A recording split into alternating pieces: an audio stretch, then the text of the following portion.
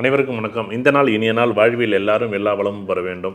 அட்சய இலக்கண பദ്ധதி ஜோதிட முறையில் ஒரு கிரகங்கள் இணைந்தால் என்ன பலன் அப்படின்னு கேட்கும்போது நிறைய பேர் எங்கள்கிட்ட கேட்கக்கூடிய விஷயம் சார் நிறைய பேர் ஆன்லைனில் பணத்தை இழக்கிறாங்க, இல்லை ஆன்லைன் சம்மந்தப்பட்ட விஷயங்கள் எங்களுக்கு சாதகமாக இல்லை. நிறைய பேர் ஆன்லைன் ரம்மி விளையாடுறவங்க, சில பேர் ஆன்லைனில் இந்த லிங்கு கிளிக் பண்ணி அதுமாரி ஏதோ ஒரு விஷயம் பண்ணுறவங்க, பணத்தை இழக்கிறவங்க, ரம்மி விளையாண்டு ரொம்ப பேர் சங்கடப்படுறது, இதெல்லாம் என்ன கிரகத்தோட அமைப்பாக இருக்கும்? பார்த்தோன்னே சொன்னால் எப்படி சார் இருக்கும்? இந்த பார்த்தோன்னே எப்படி சொல்ல முடியும் அப்படின்னா, பொதுவாகவே யாருக்கெல்லாம் புதனோ செவ்வாயோ இல்லை புதனோ சனியோ சம்மந்தப்பட்டுச்சுன்னா இது எதிர்பாராத ஒரு நிகழ்வாக சம்மந்தப்படும். ஏதோ ஒரு காலகட்டங்களில் இது எப்படின்னா, நல்ல தசாபத்தி போகாத காலகட்டங்களில் இப்போ ஏஎல்பி இலக்கணம் உதாரணத்துக்கு மேஷ இலக்கணம் போகும்போது நீங்கள் புதனோ சனியோ இல்லை புதனோ செவ்வாயோ சம்மந்தப்பட்டு யாருக்காச்சும் ஒருத்தருக்கு சேர்ந்துருக்கு அப்படின்னா கண்டிப்பாக அவங்களுக்கு ஆன்லைன் சம்மந்தப்பட்ட விஷயங்கள் கண்டிப்பாக முழுமையாக இருக்குமான்னு இருக்கவே இருக்காது. கண்டிப்பாக அவங்க ஆன்லைன் சம்மந்தப்பட்ட விஷயங்களில் பெரிய பணத்தை இழக்கக்கூடிய அமைப்பு இருக்கும்.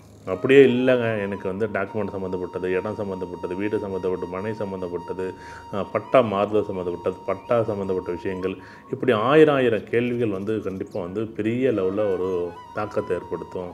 இந்த கிரக இணைப்பு உங்கள் ஜாதகத்தில் இருக்கான்னு பாருங்களேன்.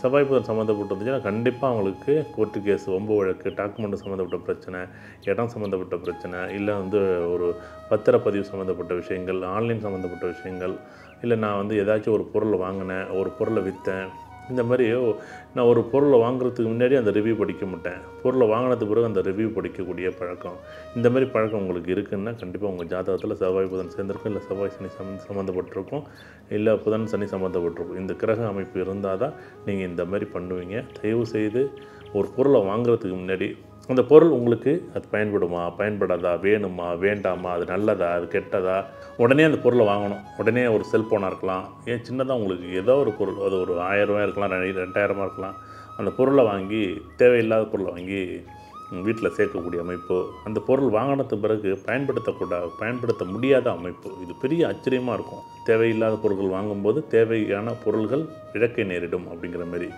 அதை விட்டு தயவு செய்து எது தேவை, எந்த பொருள் தேவை, இது இப்போ உடனே தேவையா, எது முக்கியமானது, எது அவசியமானது, எது உடனடியாக அவசியமானது அப்படின்னு நம்ம தெரிஞ்சுக்கிட்டு அந்த பொருளை வாங்குறதுக்கு முயற்சி பண்ணுங்க.